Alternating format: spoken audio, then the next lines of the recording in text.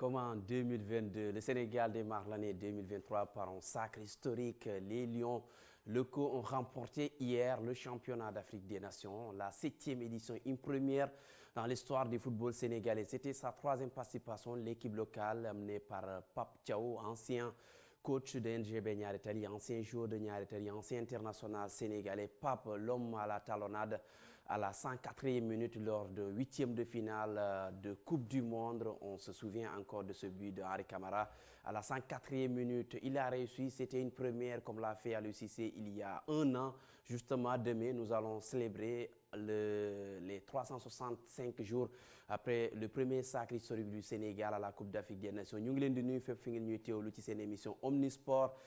tey ñu war a waxtaanee lu yaatu lu jëm ci wàllum football ndax xam ngeen ko niki démb Sénégal dafa gagné li nga xamante ne mooy championnat d'Afrique des Nations di ab compétition boo xam ne dafay dajale joueurs yi nga xamante ne ñooy évoluer ci seen championnat local. Sénégal demoon ci ginnaaw ñu yéexoon cee dem atum 2011 ba tey te ba ñuy dem nekkuñu woon ay li nga xamante ne ñooy ay favoris ñu ngi woon dem sax ngir génne phase de poule. Finalement on est rentré avec la coupe il y a quelques minutes d'ailleurs. Les Lions ont atterri à l'aéroport militaire de Yoff. Là, ils vont nous montrer les images de l'atterrissage du groupe du coach Pape Thiaw. On va revenir sur ça. On va revenir également sur l'accueil qui a été réservé aux Lions. Dinañ leen recevoir également palais de la République avec le chef de l'État et tout ce qui est honneur yi nga xamante ne war nañ ko am et ce qui va se passer avec le football local parce que justement c'est le football local qui a gagné. Et sur ce plateau pour en débattre avec nous, Papa Djibril Diop, il est vice-président et puis il est chargé de la formation de talents, de jeunes. Papa Djibril, ñu am mbégte dalal la fii. Le contexte fait bien les choses puisque dañuy waxtaanee football local et on va parler de ces jeunes. Ñu ngi lay nuyu am mbégte bokk ak yow plateau bi. Merci Sékou di nuyu ñëpp di sargal réew mi ci raaya bi yàlla jox ñu ko. ñu koy sant di ko gërëm muy victoire football local di victoire président club di victoire képp kuy yëngatu ci football sénégalais. Et je pense sargal je pense délégation bi ak Lions yëpp dinañ ci ñëw. Vraiment di wax ni nañ continuer liggéey et je pense que ni buntu yi dina gën a ubbeeku. Justement commence nañu ubbeeku parce que entre 2022 on peut même repartir un peu de derrière ba 2021 avec ce premier sacre de l'équipe nationale de football des malentendants. On se souvient du premier championnat d'Afrique. Il y a eu les IFOA yi ñu gagné ci diggante bi. Il y a eu la participation de l'équipe féminine à la Coupe d'Afrique des Nations. Pour une première, le Sénégal dépasse les phases de poule alors qu'on se souvient qu'en 2012, notre dernière participation, on était sorti dès les phases de poule avec des défaites, 3 matchs, 3 défaites. Mieux, l'équipe va disputer les barrages. D'ailleurs, ñu ngi jamono ji fale nga xamante ne mooy Nouvelle-Zélande, l'équipe masculine du Sénégal qui remporte la première Coupe d'Afrique des Nations. 2022, ñu bouclé ko avec quand même ce sacre historique, une qualification mondiale. On entame 2023 avec ce sacre également historique. yaa ngi koy wax ci njeexital bi football Sénégal dafa nekk ci suqaliku. Est-ce que nekkul résultat wu liggéey bu yàgg moo nekk di feeñ léegi? Si, tout à fait. Je pense que dañuy yàgg di wax ni football Sénégal du ñu gagné du ñu sori du ñu dem mais pour nga am ndam les victoires il faut les construire. Et c'est pas une génération spontanée. Dafa amoon lu yàgg ci sport bi ci football bi campagne lañ daan préparer su jotee ñu dajale équipe bi lu mat fukki fan ak juróom gën gaa bëri weer dal di dem mais dañu toll jamono di dox ba crise bi ñu amoon am comité véritablement boobu normalisation bi président Saër Seck ni ñu ko waxee président Diagne nekk ci ak Saër ak ñoom Mbaye Diouf Dia et cetera biñ ci génn bi ñu taxawalee foofu dañu commencé ne nañ taxaw seetlu boobu nag indi na ñu jox gëdd petite catégorie ne léegi dinañ liggéey ci kaw mais nañ liggéey ci xale yi ci lañ commencé nag jël cadets yi juniors yi di leen yóbbu ñuy participer di leen regrouper parce que dañ jàppoon période boobu ne yàq xaalis la da ngay dem rek def benn tour après ñu dem ci la ku mel ni Mbaye Diouf Dia véritablement ñu jox ko petite catégorie bi mu liggéey ci liggéey bu bari fédération bi mu ñëwee installé wu nag dal di continuer ci loolu ñu commencé doxal loolu génération ci lañ dem génération ñoom Diawandou dem la CAN U17 ñu commencé véritablement qualifier coupe du monde avant coupe du monde bi ñu commencé qualifier ñu commencé dem aussi ci CAN U20 soo jàppee 2015 Sénégal organisé na CAN U20 CAN U23 CAN U20 bi ci lañ dem ba final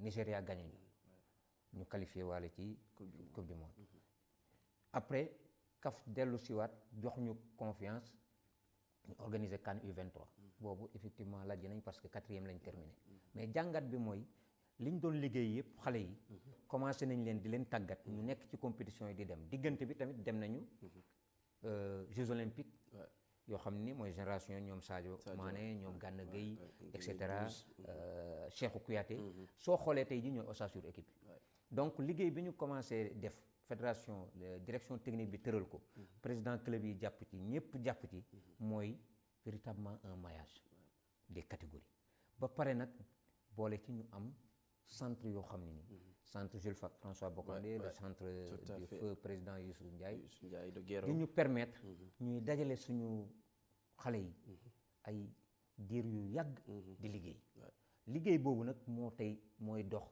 di ñëw ba indi tey ji ndam bi ñu am effectivement avec l'équipe locale di leen sargal di sargal véritablement acteurs yi le football local le président de la fédération sénégalaise le président de la Ligue sénégalaise de football professionnel Mohamed Djibril Wade et le président de la Ligue de football amateur Ablaye Sow tout à fait COMEX bi ak ñëpp ñi ñu jara sargal lañu les coachs les formateurs yow yaa yor wàllum formation on va revenir en détail sur ce sacre parce que dañ koo togg pendant des années pendant presque 1 an Pape Thiaw il est en regroupement avec différentes listes il a quand même fait plus en tout cas une dizaine de listes yoo xam te ne génne na ko ci at mi pour yegg fu ñu yegg yaa ngi defaat un peu disons historique sacre yi ñu commencé gis entre 2012 li fi xewoon en 2008 2012 ñu dem ce qui s'est passé 2015 ba nu ñu toll fii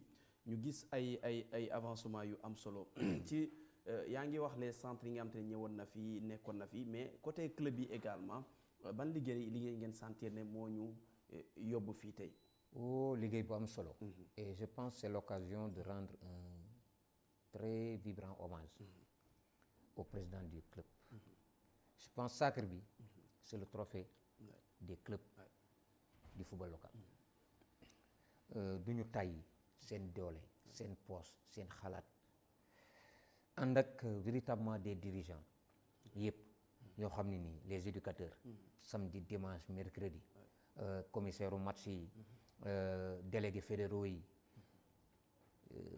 direction technique nationale dafa am liggéey bu bëri bu ñu def boo xam ni tey ji moo indi sacre bi club yi di investir defaru aussi parce que depuis l'avènement du football professionnel football bi mu ngi avancé ñu structuré wu fédération bi management bi gën a baax gën a structuré le football amateur parce que am na division régionale am na national 1 am na national 2 am na national 1 nga jógee ci nekk ci ngay accéder à la ligue professionnelle ligue 1 ligue 2 difficulté yi ñu am yëpp président yi ñu ngi taxaw di fay ay salaire di employer ay nit parce que tey jii soo jëlee le football professionnel il y a minimum 2500 à 3000 emplois te loolu direct loolu chaque club a minimum 50 employés c'est le minimum di leen fay ay salaire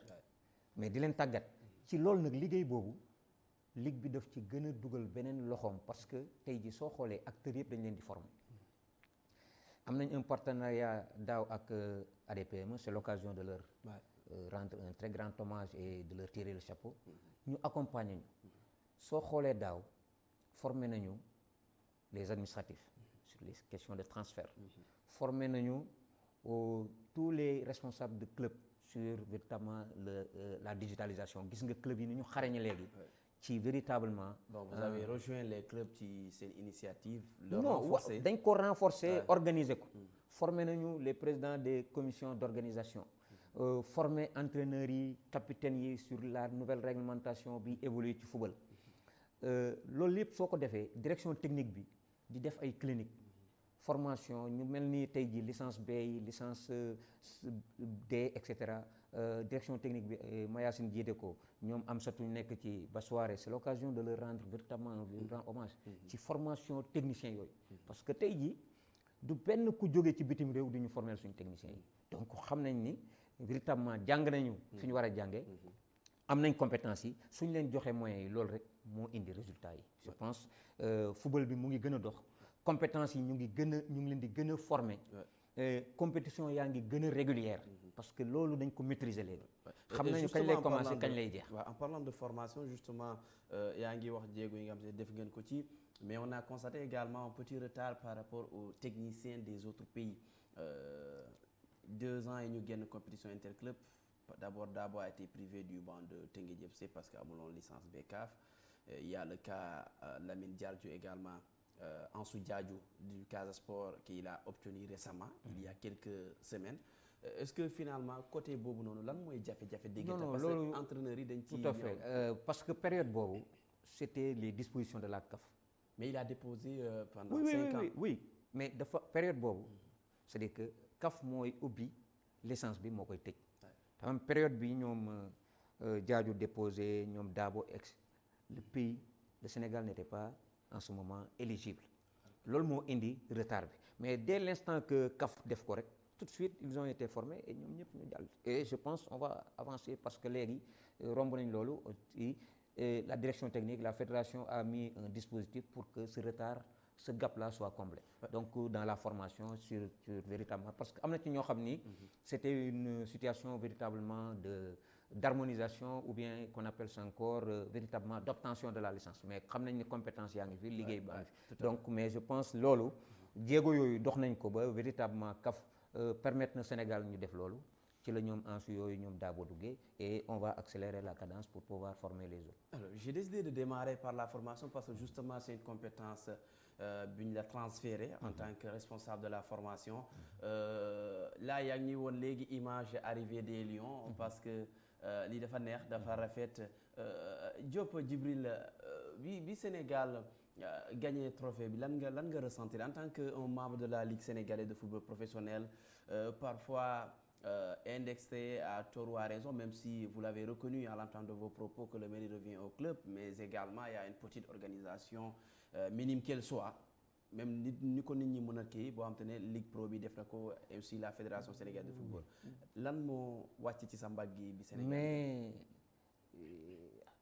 le sacre ne me surprend pas c'est-à-dire que dafa am pour ceux qui suivent le football sénégalais parce que Sénégal nag dafa bëri ñoo xam ni bu équipe nationale génnee rek la nga leen di dégg bari nangam mais pour ceux qui suivent le football sénégalais yéen xam ngeen ci dara vous savez depuis quelques années il y a un engouement extraordinaire un regain du football sénégalais au local compétition yi dañu régulière mën nga génn ci terrain yi dans les régions foo dem terrain yi dañuy fees donc les gens suivent le football sénégalais ñi mu bett mooy ñi dul seetaan football bi mais ku xam potentiel bi ñu am tu vas te rendre compte que équipe bi démarré éliminatoire au CHAN bi du équipe boobu moo terminé CHAN diggante bi beaucoup sont sortis et c'est ce qui est surprenant mais ça montre le potentiel et la vitalité de notre football parce que et c'est l'occasion véritablement de tirer un chapeau à la ligue professionnelle parce que quelquefois dañuy wax ni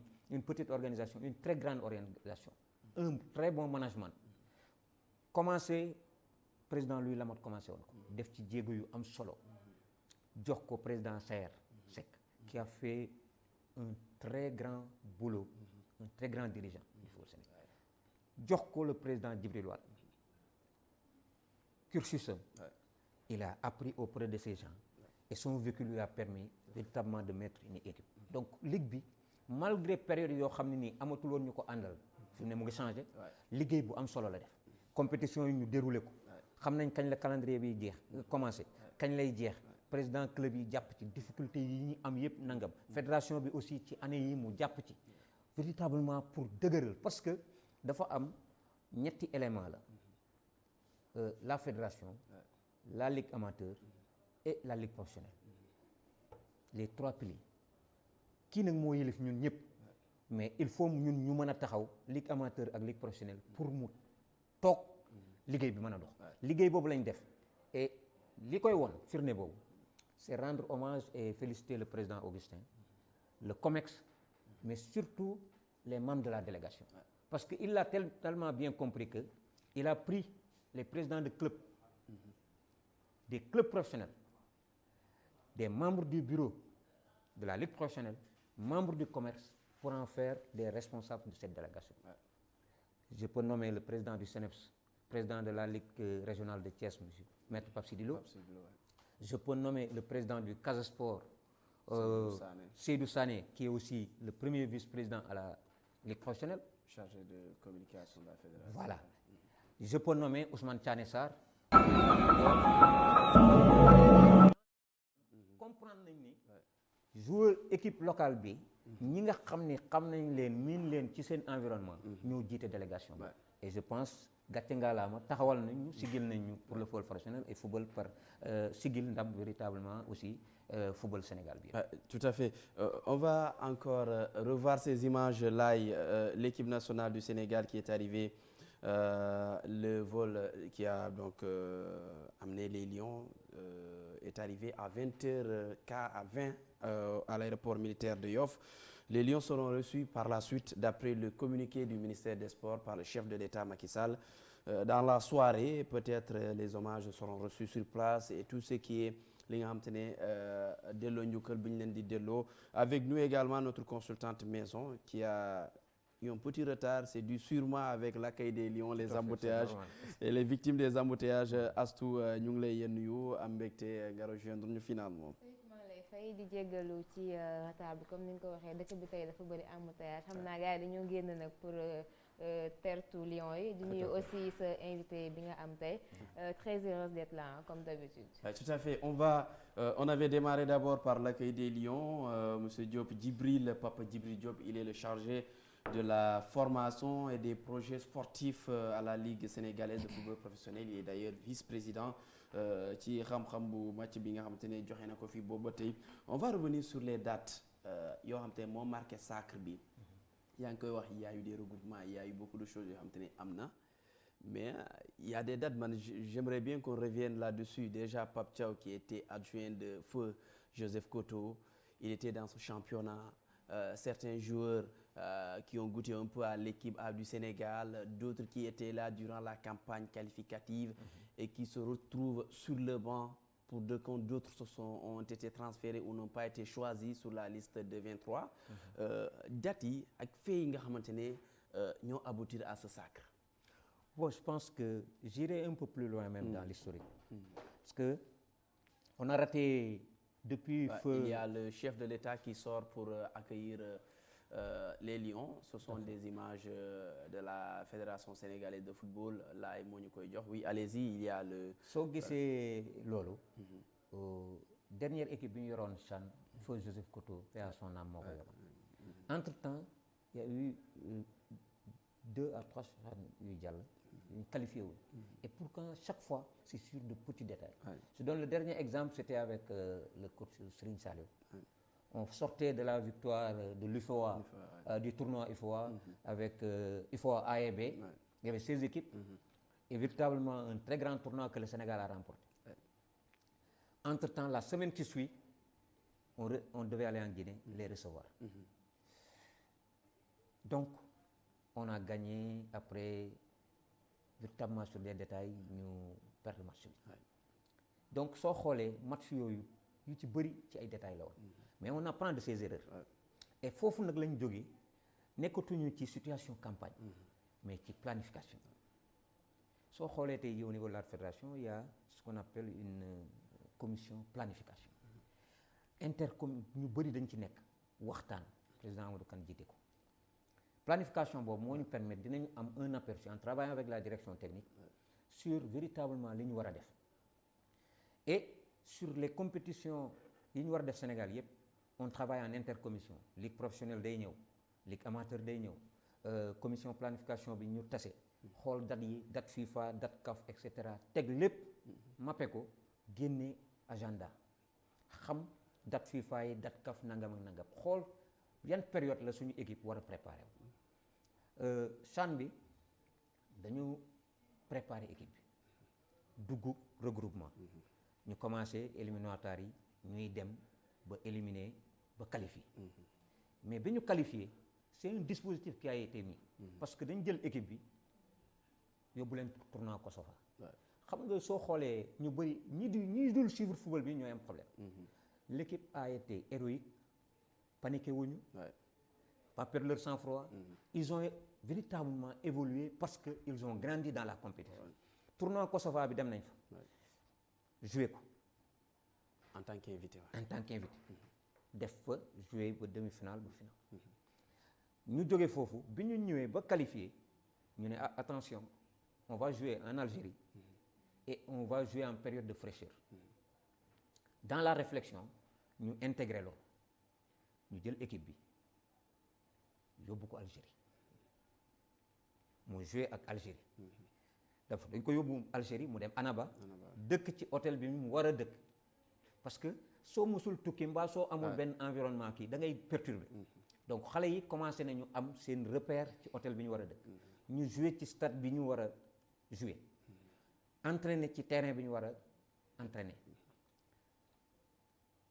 commencé habitué ak environnement climat bi sedd bi la taw bi donc joué ak Algérie def ak moom 2-2 joué ak Niger gagné ko 1-0 dellu si donc def fa camp bi continuer liggéey bi donc soo xoolee de début à la fin tout a été maîtrisé bala ñu dem campagne aussi on fait une mission avancée mu éclairer xam jël toutes les dispositions yaa ngi koy wax léegi qu'on s'appelle encore les filles sont allées en Nouvelle-Zélande mais 72 heures avant Chamsidine jiitu na préparer le terrain hôtel entraînement et cetera équipe bi yegg démb donc su ñuy ñëw xam nañ et ils vont faire 2 semaines pour se préparer pour s'acclimater et pour régler la question véritablement du fuseau horaire parce que Nouvelle-Zélande ak fii rek 12 heures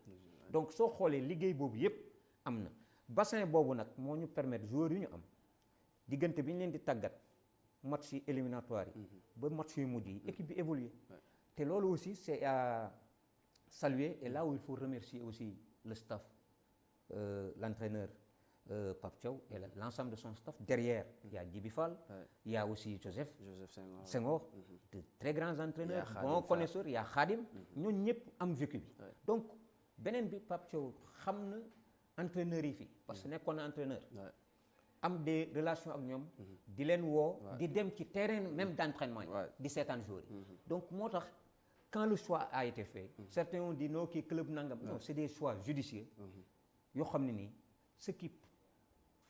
ce qui est privilégié c'est la forme du moment période bi ñuy yegg si amul foo xam ni équipe boo xam ne dañ naan ñii ñooy titulaire yi ñooy en place forme du moment la ñuy xool par rapport ak stratégie bi entraîneur bëgg a indi ak li mu yaakaar yëpp nan lañ ko yaakaaree ba def ko pour affaire bi dox loolu moo indi véritablement ce sacre là tout à fait Astou Djibril le papa Djibril essaie de revenir un peu avec les programmations l'organisation de la ligue de la fédération ba ñu aboutir ci sacre bi selon yow ci yan lan moo andi tey sacre bi nga xam te ne am nañ ko je rappelle que tamit tu suis beaucoup le championnat local sur le terrain li ñuy gis ci li nga xam te ne week-end bu nekk ñu gis ci talent yi la liste qui était là dizaine de listes yoo xam ne génnee na ko durant l'année les tournois qui ont été organisés que Sénégal participe ci aboutir à une liste polémique finalement sacrée yan ñoo marqué ci date ak ay fait yoo xamante ne pour yow moo andi sacre bi. Je pense que moom il a déjà posé les bases parce que football aussi processus la. Tu veux pas te lever un beau jour et vouloir gagner une coupe wala gagner une compétition. Il y a des bases yi nga xamante ne dañ koy teg que ça soit dans le cadre professionnel, le staff aussi comme il l'a rappelé. Je pense que Sénégal depuis bu ñu jubluwee ci loolu noonu xam ne football bi aussi il faut se professionnaliser, il faut avoir des gens yi nga xamante ne dañuy accompagner staff technique bi, que ce soit avec l'équipe nationale A, que ce soit aussi avec l'équipe locale. On a commencé à avoir des résultats. Et c'est ça qui s'est passé.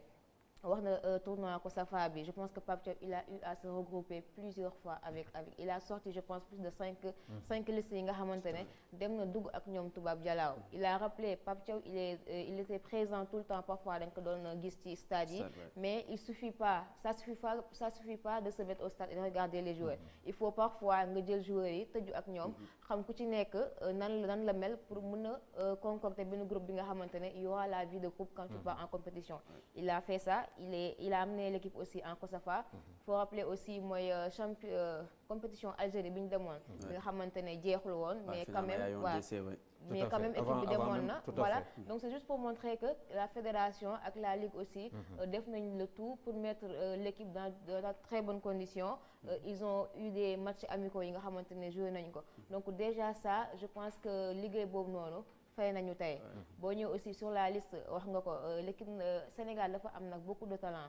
C'est évident que quand une liste sort que tout le monde se dit oui sama club lu tax joueur bi ñu demul. Mais quand on a vu l'équipe de Pape Thiaw à 2 joueurs près, et c'était les attaquants yi ñu doon décrier, Malé Junior Diagne, finalement on a vu qu'il devait signer. On avait parlé encore de Emet Ndeng, finalement aussi on a vu sa situation.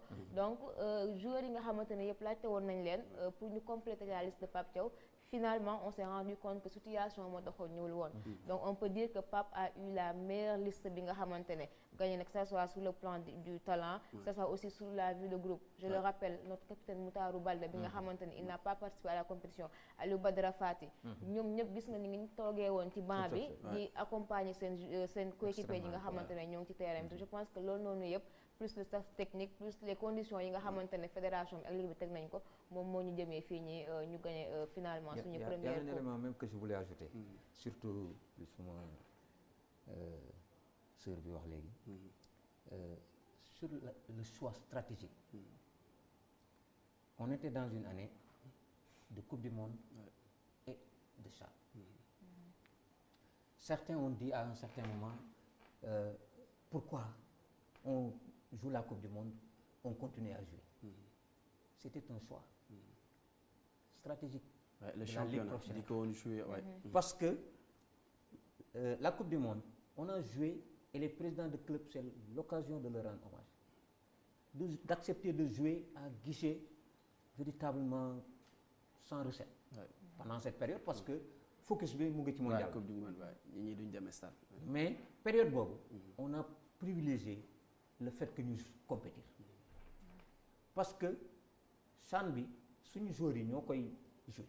Si on avait arrêté le championnat pendant la Coupe du Monde, on ne serait pas aussi compétitif. Donc on a préféré au niveau de la ligue, moo tax quelquefois soo ñi sori du ñu xam, mais faire un choix stratégique de jouer pendant la période de Coupe du Monde, malgré le fait que club yi amuñu ay quitté doole yi ñuy am presque ci recette u match yi lañ koy amee, mais ñu jouer période Coupe du Monde bi CHAN bi ñu arrêté. Donc moo tax suñu éléments yi bi ñuy ñëw ci compétition bi loolu même ceux qui regardent les autres télévisions, je ne vais pas les citer, mais parle de la régularité du championnat. te loolu la ligue moo ko def, et surtout un directeur exécutif en la personne de Amsatou, par son vécu, par sa trajectoire, qui maîtrise bien le football, qui a été directeur, entraîneur, qui a été directeur technique national. C'est le doyen, mais qui connaît l'environnement du football. Donc yooyu yëpp suñ ko boolee avec véritablement une équipe, un bureau qui travaille bien, je pense en harmonie avec la fédération sénégalaise moo indi résultat bi. Et ça a été une décision très opportune et très importante. On va avancer parce qu'on a eu un retard et ça aura un impact sur le temps qu'on avait pour faire cette émission. Pape Thiaw, est-ce la confirmation de l'expertise locale, parce que gis nañu avec Aliou Cissé de la génération de 2002, tout comme Pape Thiaw moo nekk le premier entraîneur bu gagner Sénégal Coupe d'Afrique, Pape Thiaw également le premier à gagner le CHAN pour le Sénégal. on a constaté que léegi dañuy jox confiance entraîneurs locaux yi que soit yeneen sélection yëpp ay anciens ñoo ci nekk des anciens internationaux ñoo yor sélection yi est-ce que mën nañu wax ni léegi li Pape Djibril di wax la formation elle est là finalement mën nañu jàpp ne expertise baa ngi fii. Effectivement, la formation, elle est là. Ressources humaines aussi, Mingifi, je pense que le temps des sorciers blancs maintenant c'est révolu. Ouais. Partout un peu en Afrique, je le rappelle, une de mes coupes du monde, les sélections africaines ont été menées par des joueurs, par des coachs qui ont si c'est une de Donc oui, on gagne une CAN avec Aliou Cissé. Nous gagnons Ben Chan aussi avec Pape Thiaw. Pape Thiaw, il faut le rappeler, il était aussi entraîneur fini du championnat. Il est passé par Niar Italie. Donc, moi aussi, c'est un coach qui il a du vécu. Maintenant, il fallait juste dire confiance. Et bien que l'équipe aussi dire confiance. On a vu que je pense que les 2 matchs forts qu'il a eu à faire contre Madagascar et la finale contre l'Algérie montrent quand même que c'est quelqu'un qui il a maîtrisé son groupe, mais aussi il a beaucoup de bagages techniques qui permettent de gagner une compétition. Maintenant, c'est plus la fédération, c'est plus aussi les Sénégalais. Nous n'est que tout le temps derrière l'expertise locale parce que c'est bien d'amener un autre, faire qu'il y ait un salarié et tout ça, alors que derrière, coach là, mais aussi c'est un Sénégalais parce que je pense qu'avoir un étranger et avoir un Sénégalais à la tête d'une sélection c'est différent parce que le Sénégalais malgré le terrain, malgré le technique aussi aussi c'est un patriote. Donc, et la communication passe. Effectivement, je pense que Wolof avec quelqu'un qui parle français voilà aussi il y a une réalité ñun am nañ ko ak un coach étranger ça peut être différent. Donc du moment où la formation est là et faut non ça lay lancer appel aussi à la fédération, je pense que par rapport à la formation des coachs par rapport aux licences aussi. Donc ce serait bien ñuy am plus de formation régulière aussi permettre aussi à nos coachs yi nga surtout ñuy dem jouer soit la Coupe CAF soit la LDC africaine. Donc ñu am les diplômes qui vont les permettre de mener les équipes sénégalaises ou les clubs sénégalais dans des compétitions de ce genre-là. Ouais, justement, on en a parlé sans expliquer ci point bobu noonu parce que c'est un point boo xam ne sûrement ku wax ci football local il faut nga tudd ko. Récemment Ansu Diadio n'était pas sur le banc du Casa. Dabo l'a vécu avec Teungueth. C'était lié à des discussions on n'a pas envie que cela continue comme ça. Justement, quel impact Inch'Allah, quel impact ce sacre aura sur le football local? On parle de plus de 2 milliards de francs CFA boo xam ne day dugg ci keesu football Sénégal bi. On parle plus de la fédération. La fédération, on va parler d'elle parce que moom moo nekk l'institution père du football sénégalais. Mais qu'est-ce que ça aura comme impact si l'on sait que le football sénégalais a du mal à quand même joindre les deux bouts? Les présidents parfois puisent même sur leurs ressources personnelles pour pouvoir payer des salaires et prendre soin de leurs employés. Lan moo war a nekk kon njeexital compétition bi ak sacre bi ci football local? Mais je pense que vous l'avez dit et on le disait tout à l'heure, je pense qu'il faut féliciter Pape Thiaw, le staff technique, le directeur technique national, les entraîneurs locaux, qui ont un travail extraordinaire. Je rappelle qu'on a gagné la Coupe, les Jeux africains avec Serigne Saliou. Dabo a fait une finale de CAN. On a perdu 3 finales en junior. Et quelquefois les gens disaient oui, gars yi duñ gagner. Ce ne sont pas des échecs. C'est un état d'esprit, c'est des tentatives ratées. Parce que qui wax dama échoué du jugaat. Il faut pas refuser de tomber. Échouer après se relever. Après en sport, il faut accepter. Le deuxième et le premier perdant. Hein. Voilà. Oui, mais c'est non, je comprends ce que vous voulez dire. Vous êtes un pédagogue, un formateur. li tax ñu perdre, li tax ñu gagner. Ñuy gagner léegi. Parce que d'abord dañuy fekkee. Autant dañ daan on ne se qualifiait pas. Mais à force de nous qualifier et d'être présent sur véritablement sur le parcours, boo bëggee gagner demi-finale da ngay tàmm dem demi-finale. Soo bëggee gagner finale da ngay tàmm dem finale. La régularité. Donc d'abord il faut que le Sénégal soit présent sur ces compétitions. Une fois ñuy avancer donc dans le management yi ñu wax yépp xam nañ comment aborder maintenant la compétition. Match bi lu tax booy jouer ko paniqué wuñu parce que expérience la. Si on n'avait pas perdu la finale de 2019, est-ce que dinañ gagner CAN bi passé? Expérience la.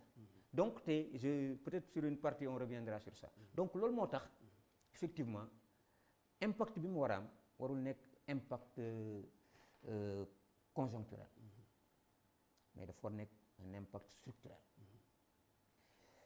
football local bi locomotive bi mooy football professionnel wagon yi mooy football amateur suñu ko jàppale parce que on sort après les 10 ans l'année dernière on a fait le symposium on a fait un document qu'on a remis à l'instance fédérale qui va le remettre au président de la République on a prévu des dispositions yu ñu accompagner football parce que quelquefois dañuy wax ni football professionnel bi oui c'est des entreprises qui ont été créées donc dañu war a am les moyens c'est bon mais bëri na secteur d'activité yu fi nekk dañ leen di accompagner ce que le football professionnel du ne demander qu'il soit aidé ou bien perfusé mais qu'il soit accompagné par une bonne stratégie te ci document bi ñuy jox état bi di nga am stratégie de financement yoo xam ni état bi du jàppale parce que tey jii am na ñoo xam ni ay entreprise lañ foog ñu gis ci seen bopp ci seen RSE war nañ ci gis seen bopp ak yeneen ak yeneen donc loolu war nañu ko mën a def suñu xale yi football am na ñoo xam ne tey jii suñu pare tout de suite dañuy dem yeneen club africain jënd leen mais suñu arrivé ba fay salaire yoo xam ne nii entre 500 1 million mu toog fi day am un impact économique ci suñu société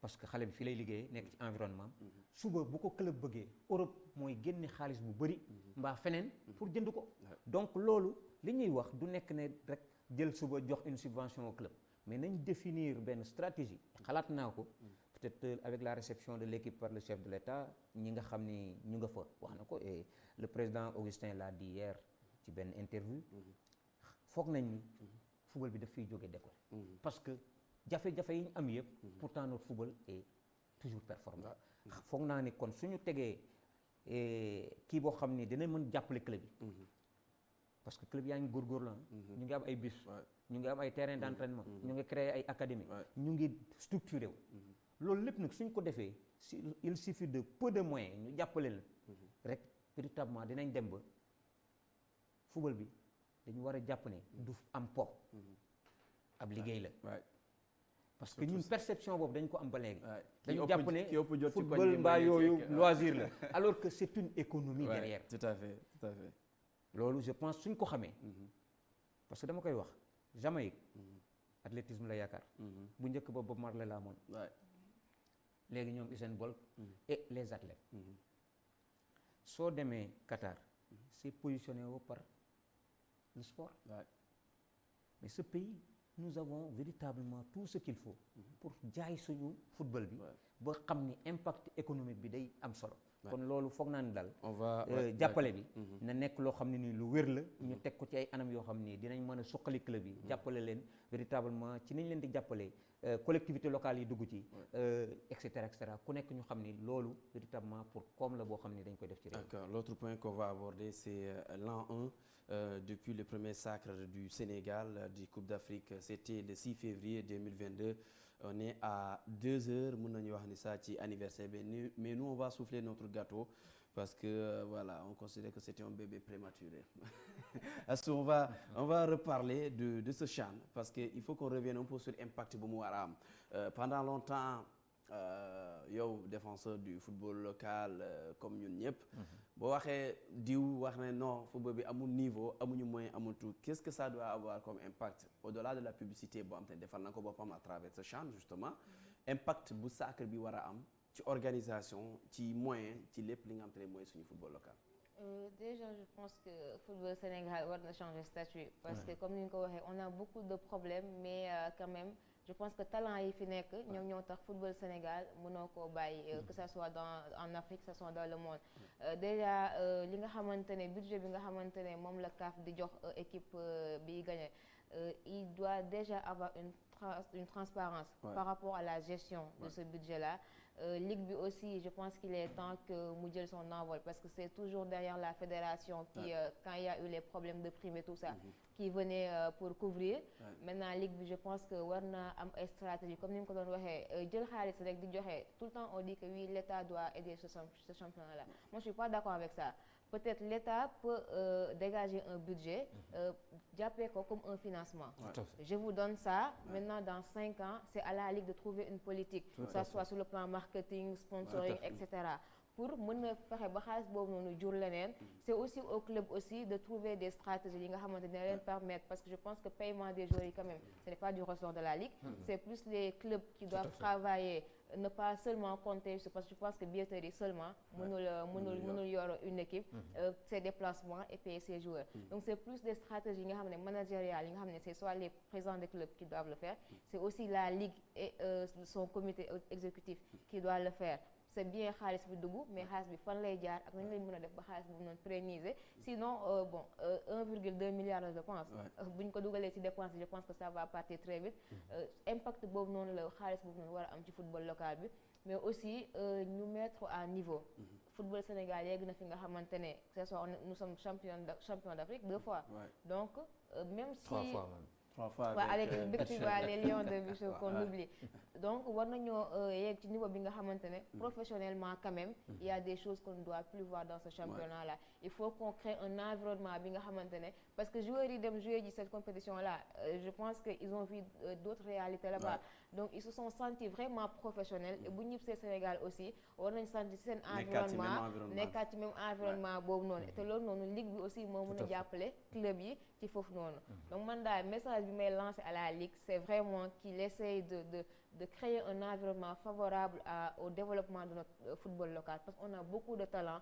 Je pense que même on va revenir sur les joueurs qui nous ont marqué sur le chat. On va revenir. C'est le dernier point d'ailleurs. Voilà, on peut même citer tout le 11 de Pape Thiaw. Justement, mën nga dem parce que il y a certains, déjà Ousmane Diouf qui a signé à Al Hilal, Lamine Camara qui était annoncé au CMET, même si je pense pas que Génération Foot Dina Baye c'est 4 meilleurs joueurs, Mbappé, Malick Mbaye dem, alors que seen position ci classement bi baaxul.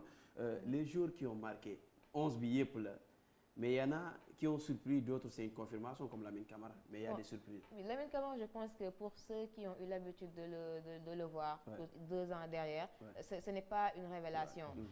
Pour moi, c'est vraiment Mamadou Sané pour moi qui est une révélation, et c'est vraiment pour moi c'est le meilleur joueur sénégalais de CHAN là, parce que Mamadou Sané, le voir évoluer sur couloir, que ce soit défensivement ou offensivement, donner tout cela, c'est pas un joueur qu'on attendait, c'est pas un joueur, parce que il a mis sur le banc le capitaine Moutarou Baldé, il a fait une très belle compétition. Donc déjà pour moi c'est la révélation de ce CHAN là. Ousmane Diouf, on en a parlé, qui a fait une très belle finale. Il va rejoindre Lamine Diadio, Al Hilal. On a aussi les joueurs de Génération Foot, on a parlé, que ce soit Malick Mbaye, Pape Amadou Diallo aussi, ak Lamine Camara, même si on peut dire que fi ñu leen doon xaaree, surtout Malick Mbaye, on l'a pas, parce que xam nañ ses capacités, il n'a pas eu à montrer ça ci CHAN bi, mais vraiment man je mets le point sur Mamadou Sané et Ousmane Marouf Kane. Marouf Kane de l'AS Douanes, le capitaine de Gablou. Mamadou Sané, pour beaucoup de gens, même man, je l'ai découvert à Guédiawaye Football Club. Guédiawaye, mu ngi koy recruter Africa Foot. Il a fait bi nga xamante ne mooy navétane à Ziguinchor, dans son quartier bi nga xamante ne moo nekk biir Ziguinchor. Il a même remporté les phases régionales d'après les infos qu'on a eu bu ñuy def portrait ci moom. Mais il y a des joueurs quand même yoo xamante ni yéen ñi nekk ci ligue bi tàmm ngeen ko gis. Des jeunes talentueux qui sortent un peu de partout dans les centres de formation, mais benn point bi ma bëgg aborder ki ki nekk ci formation, c'est qu'il y a quelques années auparavant, c'était les centres de formation qui nous fournissaient de talents, surtout jeunes.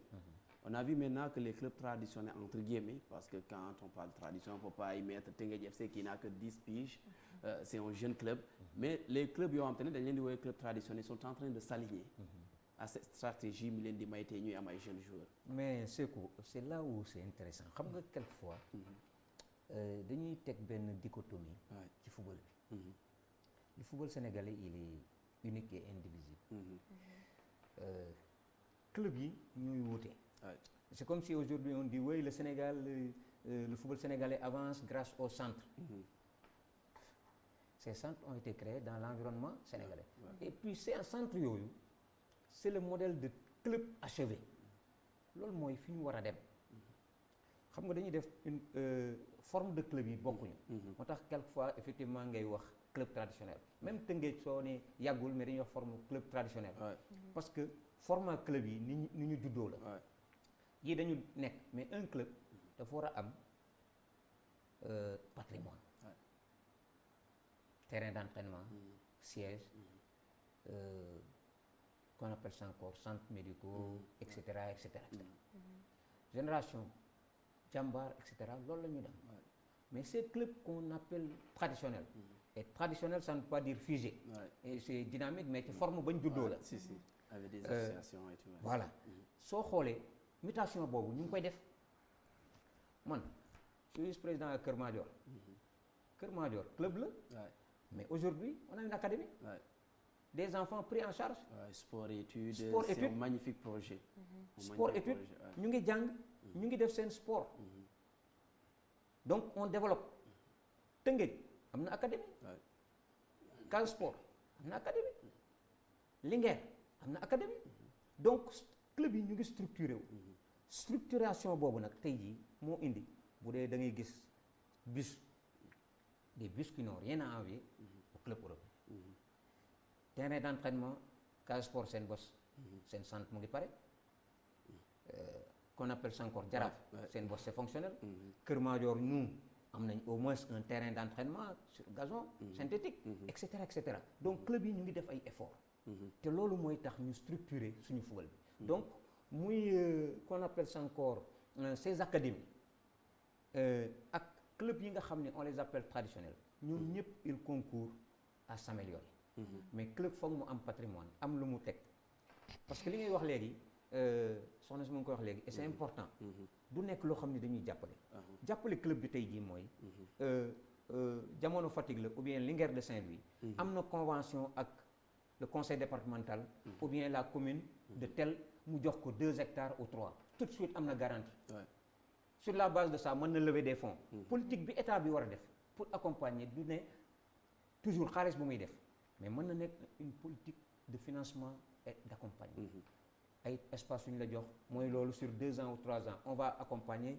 génne suñu loxo après ngeen dem parce que club boo gis am na budget 150 millions par an donc suñu leen jàppalee foofu dinañ dem soo xoolee donc loolu moo tax li ñuy liggéey actuellement club yi ñu ngi def mutation yu am solo fekki nag liggéey bi nga xam ni académie yi indi nañ ko muy loo xam ne ni ay dispositions yoo xam ne yu bees la yu xarale yoo xam ni ku nekk benchmarking la ñuy def boo gisee lu baax nga dem jàpp ko pour véritablement góorgóorlu pour def loolu. Merci Diop. Et justement, il y a 364 jours, le Sénégal remporté pour la première fois la Coupe d'Afrique des Nations de football. C'était en 6 février 2022. Nous sommes le 5. À la veille, on va souffler le gâteau, mais on va revenir sur ce sac, les dates et faits qui ont marqué ce sac historique de la bande à Sadio Mané. On se souvient encore, on avait les larmes aux yeux, c'était des larmes de joie. Le Sénégal avait vibré, comme c'est le cas il y a quelques minutes avec l'accueil des Lions locaux qui sont revenus avec la Coupe d'Afrique, championnat d'Afrique des Nations. Laï, joyeux anniversaire aux joueurs, joyeux anniversaire à la Fédération sénégalaise de football, joyeux anniversaire à toutes et à tous, à mes invités, au peuple sénégalais surtout, à tous ceux qui ont, disons, vécu en direct ou bien de loin ce sacre du Sénégal, les Sénégalais d'ici et d'ailleurs. En tout cas, nous leur souhaitons un joyeux anniversaire pour ce sacre, ce gâteau magnifique du groupe E-Média ITV avec la photo, cette photo qui va quand même rester gravée dans la mémoire des Sénégalais. On se souviendra à jamais avec ce sacre, ce trophée soulevé par le capitaine de l'équipe nationale Kalidou Koulibaly. Ñu ngi leen di ñaanal biñ ciy demaat ñu gagné ko. Justement, les gens disent que suñu trophée bi dafa nef dafa teel a am doom dafa teel a am rakk. En tout cas, c'est magnifique. Monsieur Diop, justement, un an après dafa mel ni vidéo bi léegi nii beaucoup d'émotion miinagoo ko. beaucoup d'émotion. Effectivement, en regardant les images, beaucoup de souvenirs. Et sant Yàlla. J'ai eu la chance et le privilège de l'avoir vécu. Un mois entièrement dédié à la CAN. De Bafoussam à Yaoundé.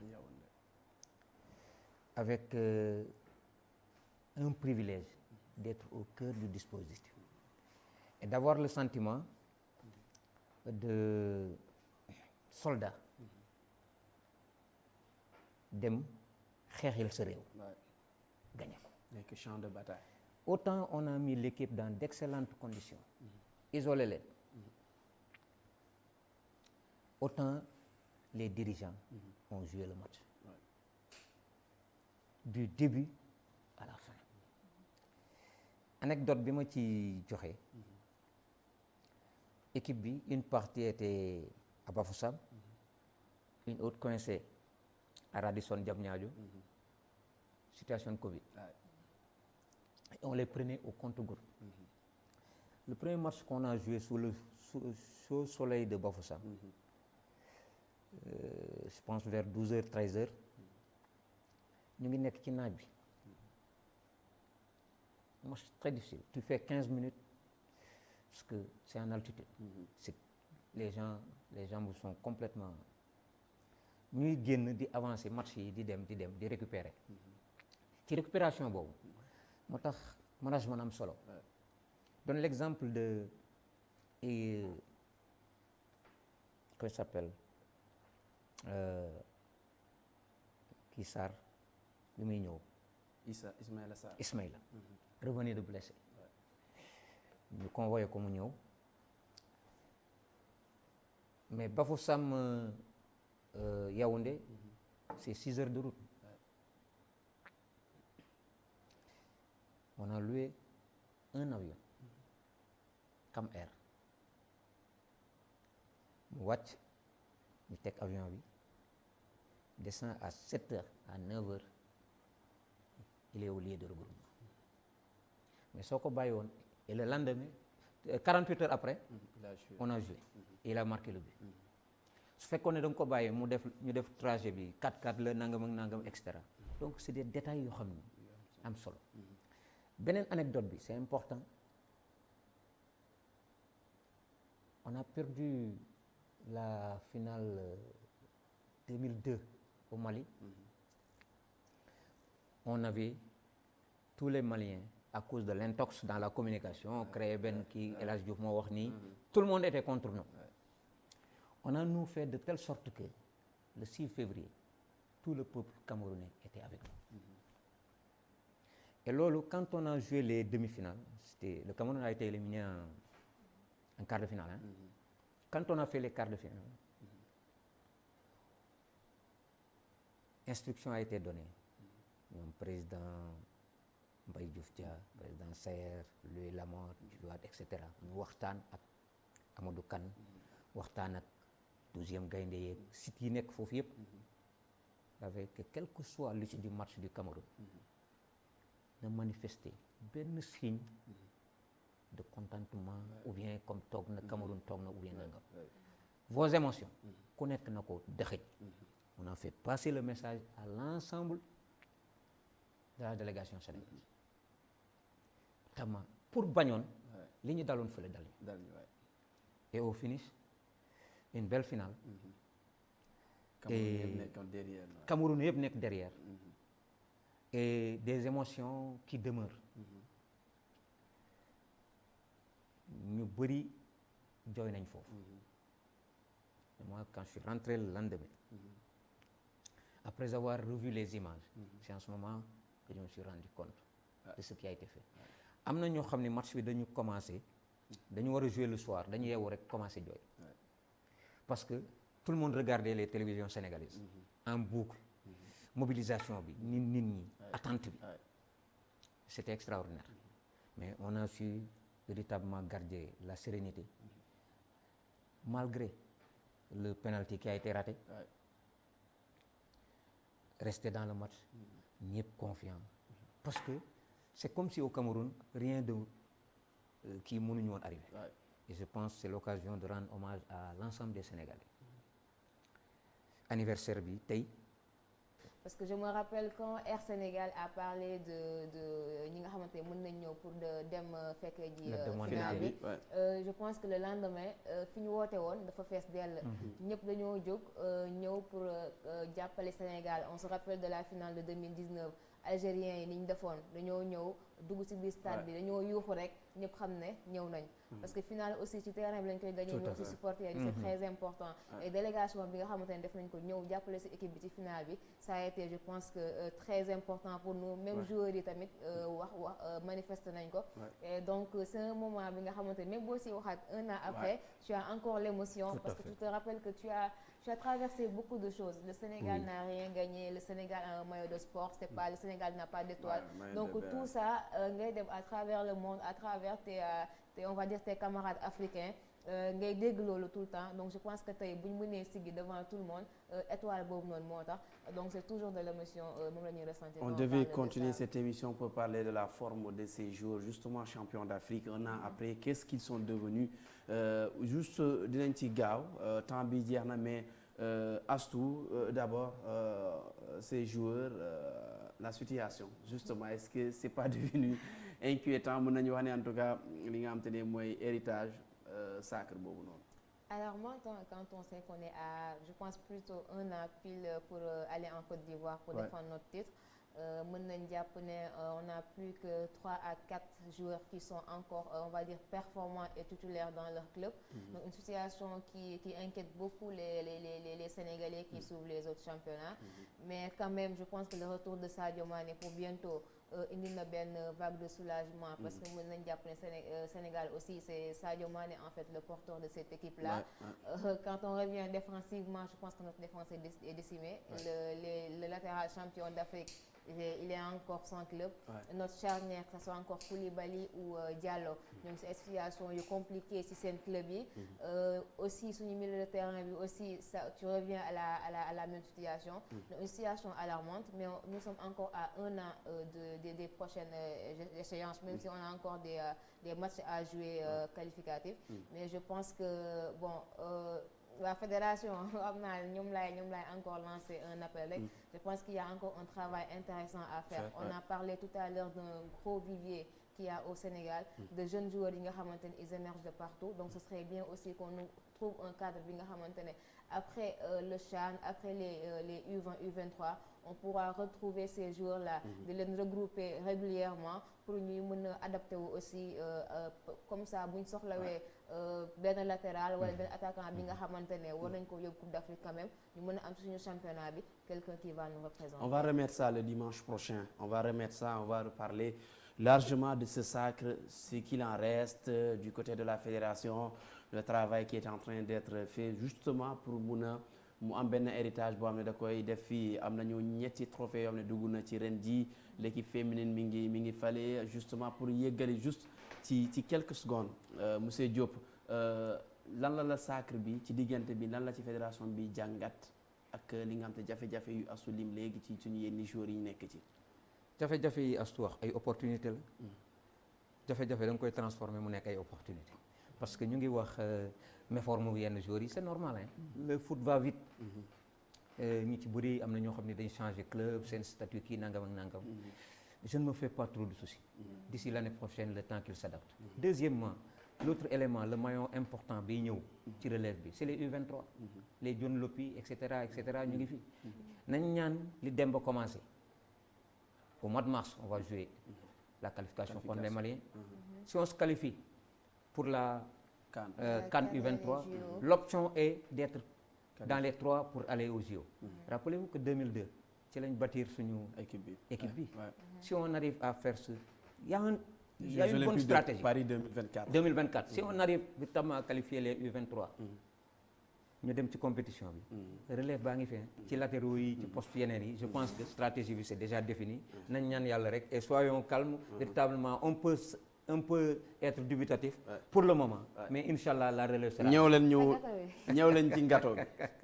leen ci gâteau bi monsieur Djibril Diop di ko jaajëfal Papa Djibril il est vice-président de la Ligue sénégalaise de football professionnel chargé de la formation et des projets sportifs. Astou Thiam di suñu consultante suñu beneen consultant bi lui il est bouclé Lamine Mandiang Diédhiou moom da doon boucler parce que justement c'est l'an 1 demain du coup tey moom moo nekk à la une moom moo door à la une bi Lamine Magnan Diédhiou c'est notre consultant maison il était également au Cameroun monsieur Diop da ngay ñëw côté bi voilà Lamine Magnan Diédhiou qui nous rejoint tardivement parce que mi ngi woon ci mi ngi woon ci affaire yi alors joyeux anniversaire à vous tous ñoom laay isam dañuy ñëw laay boo mënoon ñëw ñu souffler gâteau bi balaa lii di tàkk ni léegi mu jeex lii di tàkk ni léegi mu jeex comme ça on va souffler le gâteau en tout cas c'est un magnifique gâteau boo xamante ni def nañ ko kër gi may na ko pour ñu daal di li nga xamante ne célébrer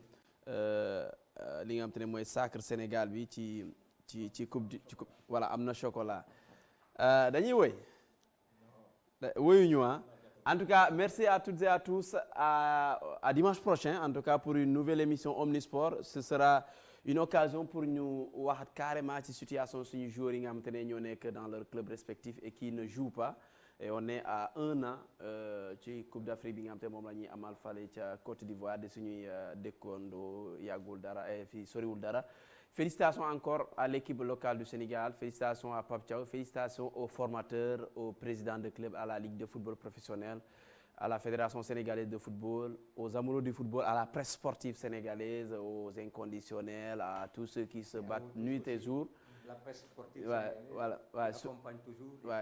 Et ceux qui se battent, qui ne sont pas forcément des journalistes, mais ñoo xam te ne dañuy dundal football local, les Assou, notre consultante maison, ak ñeneen ñi nga xam les Djibril Diallo. Merci et à dimanche prochain. Jërë ngeen jëf laay ak ñi nga xam te ne ñooy Modou Xiinin ñu lekk gâteau bi.